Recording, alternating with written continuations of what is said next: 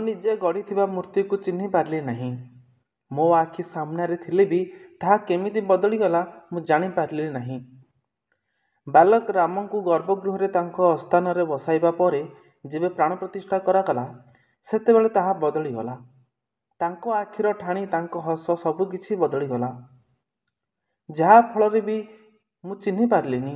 ମୁଁ ନିଜକୁ ବିଶ୍ୱାସ କରିପାରିଲିନି ଯେ ମୁଁ ଗଢ଼ିଥିବା ମୂର୍ତ୍ତି ଏତେ ସୁନ୍ଦର କେମିତି ହେଲା।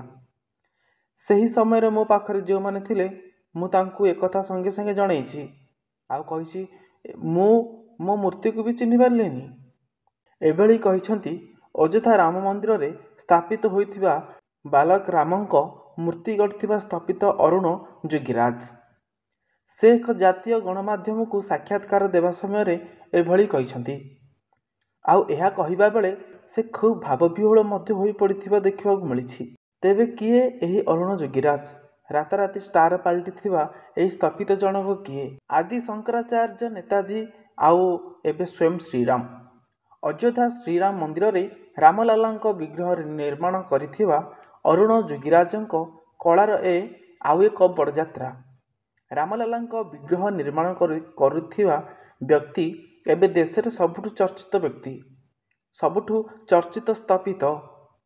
ଅରୁଣଙ୍କ ପରିବାର 5 ପିଢ଼ି ଧରି ମୂର୍ତ୍ତିରେ ଜୀବନ ଦେଇ ଆସିଛନ୍ତି। ଅରୁଣଙ୍କ ଜେଜେବାପା ମହୀଶୂର ରାଜବଂଶ ପାଇଁ ପଥରରେ ମୂର୍ତ୍ତି ନିର୍ମାଣ କରୁଥିଲେ। ଅରୁଣ ମହୀଶୂରର ପ୍ରସିଦ୍ଧ 12 ଫୁଟର ହନୁମାନ, ପ୍ରସିଦ୍ଧ ନନ୍ଦୀ ନିର୍ମାଣ କରି ସାରା ଦକ୍ଷିଣ ଭାରତରେ ପ୍ରମୁଖ ସ୍ଥପିତ ଭାବେ ପରିଚୟ ସୃଷ୍ଟି କରିଥିଲେ। ହେଲେ ଦିଲ୍ଲୀ ଅମର ଯବାନ ଜ୍ୟୋତି ପାଖରେ ଥିବା ନେତାଜୀଙ୍କ ପ୍ରତିମୂର୍ତ୍ତି ବେଳକୁ ସାରା ଦେଶରେ ପ୍ରମୁଖ ଚେହେରା ଭାବେ ସେ ସାମ୍ନାକୁ ଆସିଥିଲେ।